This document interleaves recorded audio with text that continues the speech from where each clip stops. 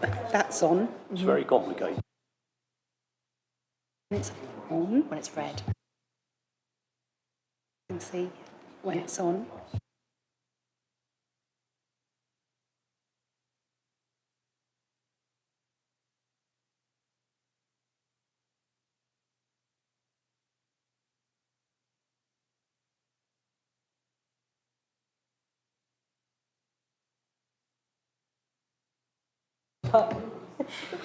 Right, good evening.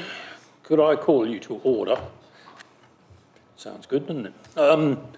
Welcome to this meeting, the last of the council year, I believe, of the Employment Committee.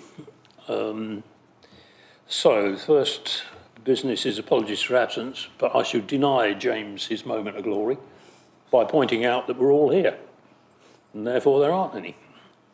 Sorry. Minutes of the previous meeting. Does anybody have any questions, queries or whatever on the previous meeting, or am I to sign them? Good. Thank you.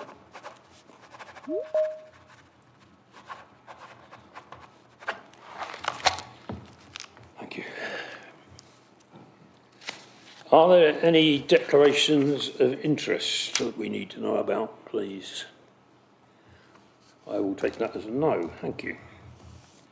So, without further ado, we will move on to the pay policy statement and associated documents. And I believe, Sally, you're going to deal with that. Thank you. Thank you so much, Chair. Committee will be aware that the pay policy is one of our annual policies that comes to this committee every year and travels on to council, and I believe it's on the council agenda for next week. It is the policy that outlines how we pay and our pay structures. It's got our pay scales on it and so on and so forth. The changes this year are very minor. They're mainly updates to job titles, pay scales and so on, but happy to take any questions from the committee on any of the policy. Thank you. Questions, comments? Councillor Finan-Cook. Thank you very much. My modern gov has been very slow logging in, so I'm going to have to just ask from memory. There is a section within the policy. I've noted it in a Word document as being over page 19 and 20, and it's with regard to flexi time and overtime. So I just wanted to ask, how do we ensure control over the amount of overtime approved, and how do we encourage the use of flexi time rather than paying excessive amounts of overtime, perhaps? And is there anything that we can do to essentially cap the amount of overtime we pay? So that's my first part. And then the second part, if you don't mind, is on page 32.4.1. It seems to contradict the wording on page 19 and 20. So I think in 19 and 20, and again, I'm sorry, it's from memory, it says overtime is approved by heads of service, I think. And then on page 32, it says that it's approved by the chief executive.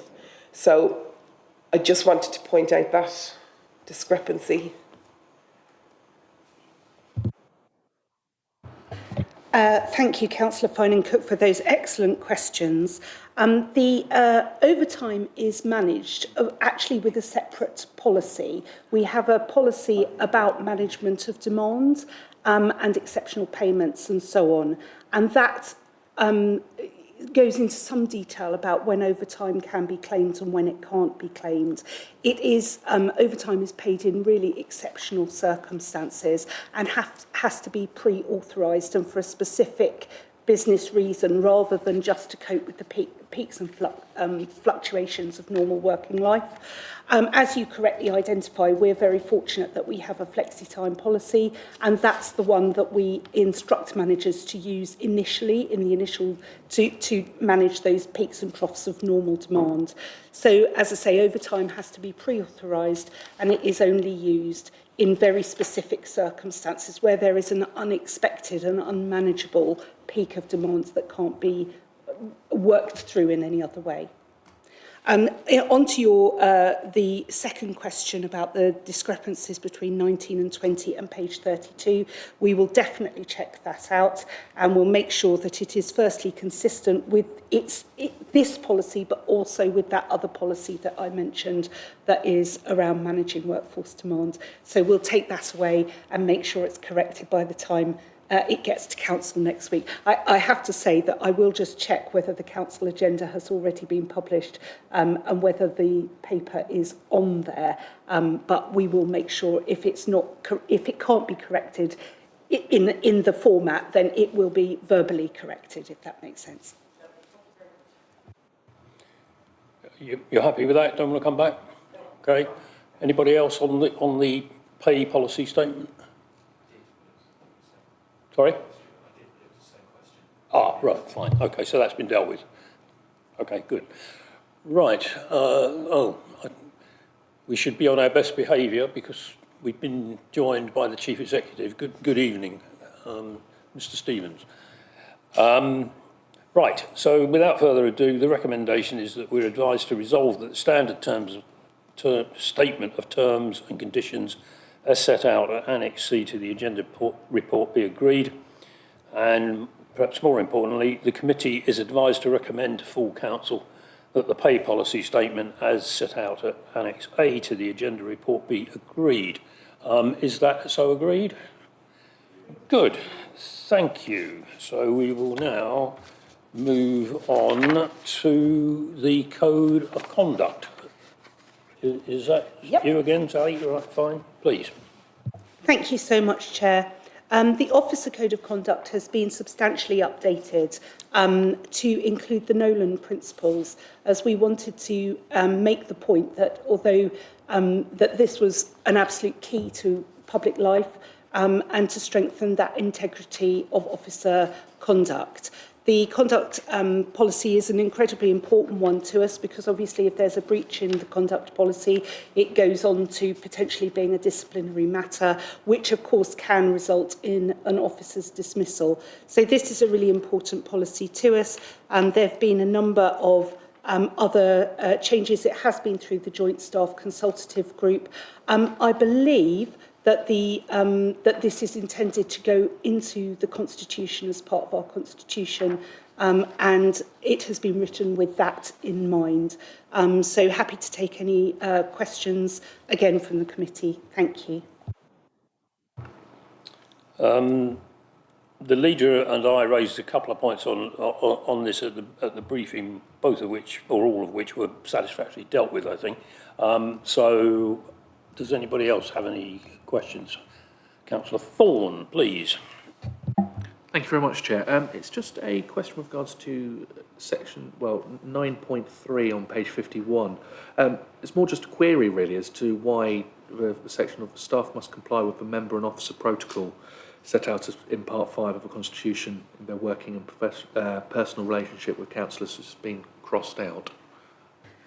That's a very excellent question, and one that the chair raised exactly that very same question, which is why we're slightly laughing to ourselves. The reason that's been crossed out is because this document is intended to form part of the Constitution. It didn't really make sense to refer back to the document in which it was sitting, if that makes sense. So it will be part of a suite that sits in. That sits together, if you like. So that's why it was crossed out, seen as a bit of duplication. Okay, good. Any other points? Okay, we are asked to resolve that the revised Code of Conduct as set out at Annex A of the agenda report be adopted. Are we so agreed? Good, thank you. We will now move on, great pace, to the next item, which I have unhelpfully forgotten, which is the gender pay gap report. Is that you again? Yes. Oh, you're busy tonight. Good, thank you. Yes, it's all me tonight, Chair. All you. So the gender pay gap is one of our statutory documents that we must produce. It's a factual document, it's not a policy. So it isn't one that we bring to you for agreement necessarily, but for discussion, because we know from previous committee meetings that you're interested in equalities issues, and we thought you would want the opportunity for discussing this report and making any suggestions as to activities you'd like to see the council do as a result. You might want to know that we take activities around gender pay and put it in our people strategy, because that has an equalities section within it. So we don't have separate action plans, if you like. It all feeds into the main people strategy. You'll also be interested to know that the gender pay gap is always slightly behind the times, because it reports on 23-24. It's a whole year ago. We are anticipating that our gender pay gap further improves, because you'll know that amongst our more senior officer team, we're much better represented in terms of men and women now than we previously have been. So it is something that we are continually improving on, and we're seeing a steady improvement. We're expecting to see quite a considerable improvement next year, when, of course, we're reporting on this year's data, if that makes sense. Happy to take any thoughts or questions, or indeed any sort of suggestions for activities you'd like us to take forward in our people strategy. Thank you. Again, there were some issues that were raised the other day at the briefing. Sally has helpfully covered one of them already, so that's good. Does anybody have any questions, comments, observations? Yeah, sorry, thank you. Is it when at the time of so the averages between the time of those new employees and the already employed for some time, is it calculated on the average for that? Thank you. So the calculation, it's not as simple as I'm about to portray it, but it looks at the median and average pay of men and the median and average pay of women, and it compares them. Now, it shouldn't be confused with equal pay, which you'll know is covered in the Equality Act, which looks at pay of equal value and equal worth in an organisation.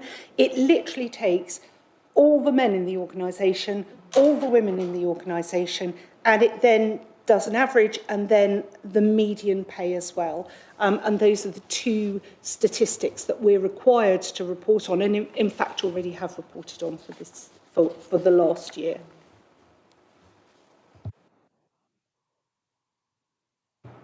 Okay, any others? Seeing the leader's face, are you all right with that explanation? Yes, please, leader. Just to explain my funny face, Miss Gibbing, I'm just sitting back and reflecting that we do this for one indicator of diversity, male and female genders. Is there a best practice that says we should be doing it for other indicators of diversity, for example, ethnicity?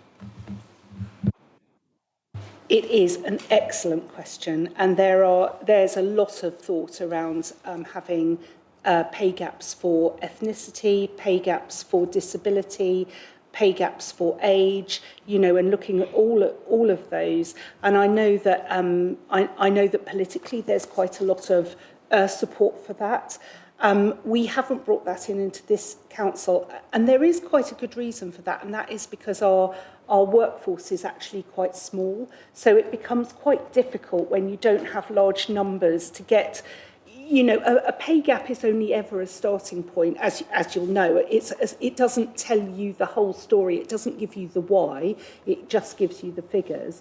And unfortunately our workforce is quite small and therefore quite difficult to get some statistically accurate information that could actually tell you something useful. I think if we were a larger employer, I would be very supportive of pay gap reporting on all the protected characteristics. The other thing that you might be very interested to know, from an equalities perspective is that it does just look at men and women. It does not consider, for example, transgender colleagues or anything of that nature. So it's not a perfect, it's by no means a perfect item. So therefore, based on what Sean has asked us, therefore this is just strictly on gender, so there may be more females with maybe send or something, and less males. So that does not, it does not go into that sort of detail. No, not at all. Councillor Perrott, one of the things that we do look at when we do our workforce profile, which is at a slightly different time of year, I think that's the summer, that does look at the workforce as a whole and tries to bring you a much more detailed picture of protected characteristics. This is a one-trick pony, if you like. It just looks at gender. It doesn't look at anything else. Any? Councillor Thorne. Thank you, Chair. I may have missed it, so apologies if I have, but does it take into account where, for example, you could have someone, just two people basically doing the same job, but say one person started 2 years beforehand, so are actually they're slightly further up potentially the ladder than maybe their counterpart. Does it take into account that even though they're doing the same job, one may be paid fractionally more because they have gone up the pay scale slightly at all? It doesn't have that granularity of detail. It literally looks at the median and the mean of men and women. It doesn't ask the question why at all. Our job is to take that away and consider the question why. And there's all sorts of reasons why, you know, with any gender pay gap, it's not necessarily even the gender profile of the senior team. It could be the gender profile of the most junior. You know, you find in councils, for instance, that have a lot of a depot, because that's predominantly male, that really impacts on what their gender pay gap looks like. So it doesn't ask the question why. We have to go away and investigate that. That's our job, to take that away and have a think about that. Leader. Thank you, Chair. For the benefit of the probably less than 10 people that are either online or will watch the recording of this exciting employment committee of Surrey Heath Borough Council, I just wanted to make the observation that when we discussed in the Chair's briefing how we saw things potentially going forward, we actually saw maybe a more positive picture emerging, so we hope to see some progress. And in part, I don't know whether everybody's clocked it, but I think 4 out of the 7 members of the CMT, so the corporate management team, are now female. So that in itself is maybe good news, because we're kind of looking backwards here, but looking forwards. But equally, as we go through the transformation discussions around how we manage our challenging situation, we also need to be mindful that that we don't have a negative impact on that as well. So it's not going to be an easy puzzle to solve. Yeah, I'd absolutely like to acknowledge what Councillor McDonald's just said. And one of the things I'd like to just reiterate as well is that improvement in the CMT profile, it didn't come about by accident. You know, two of those new people on the team, they've been promoted into that from the organisation. They've come up through the organisation. They're now in the CMT, and you know, there was a lot of development work, for, not just for them, but for staff in general, to encourage people to have internal promotions. So thank you, Councillor MacDonald, for highlighting that. Okay. Any other points? Good. Okay. We are simply asked to note that report, which I'm sure we do. Thank you. Which leads us to the work programme, I think. We did discuss a couple of things about this on at the chair's briefing. One of which was the way in which this is now laid out on pages 88 and 89, which is, I think, a lot clearer than it has been hitherto. So that's all to the good. And the other point we made is that the shadow of local government reorganisation begins to spread across us in terms of some of the timescales of some of these things. If we decide to agree this work programme, we need to bear that in mind because it is subject to any changes which might arise as a result of the reorganisation. Sally, do you want to comment on anything on this? No, thank you, Chair. I think that it does look like a particularly heavy programme for the next meeting, but the changes in those policies are relatively straightforward, we would hope, in the majority of them. Some of the policies aren't actually owned by HR, they're owned by legal, so it looks like a heavy workload in the HR team, but it is manageable, and we've been quite careful about checking that. I do absolutely agree with Chair that we will need quite a lot of flexibility about potentially bringing this back.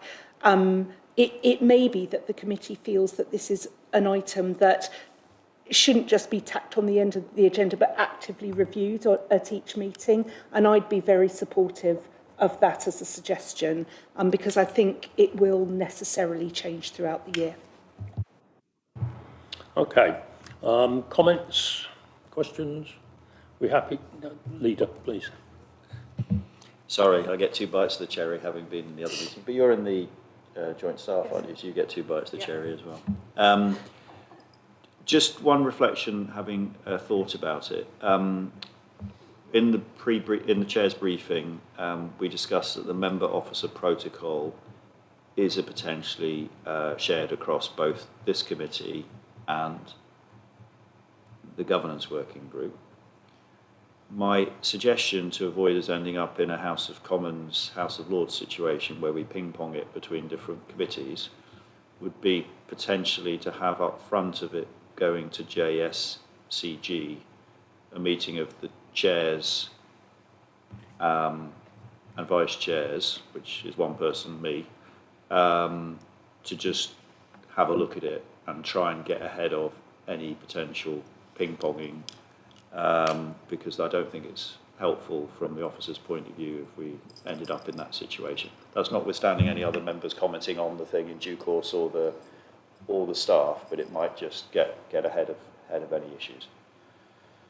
I leave that for consideration of the chair and the other chair and the officers. Do you want to comment on that? I'm delighted to say that I'm working with Nathalie on the. In fact, I've been reading it today, and there's a good draft that I know is ready or will be ready probably by the end of next week to share. I definitely would like it to go to joint staff because it's one of those documents that just should go to joint staff. I'm happy to, as long as any sign-off meets the Constitution, I'm happy to take Democratic Services advice about final sign-off. Okay. Good. All right. I'll take it that we're agreed on the work programme then. Good. Thank you.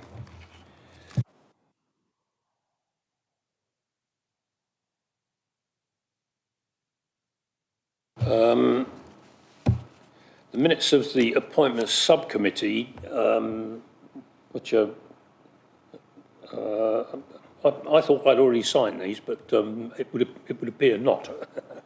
Are you happy for me so to do? If you can remember back as far as the 26th of April last year, which I think was that was the interim chief executive, I think, wasn't it?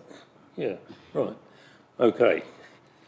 I'm sure we'd all agree that an awful lot of water has flowed under the bridge since then. Anyway, right, okay, are we agreed on that? Good, okay, thank you. I think it's probably going to take me longer to read out the next item than it is to actually discuss it. But anyway, so this is the exclusion of press and public. The committee is advised to resolve that under section 100A 4 of the Local Government Act 1972 as amended, the public be excluded from the meeting for the following items of business on the ground that they involve the likely disclosure of exempt information as defined in the paragraphs of Part 1 of Schedule 12A of the Act as set out below. Are we agreed on that? Good. Okay.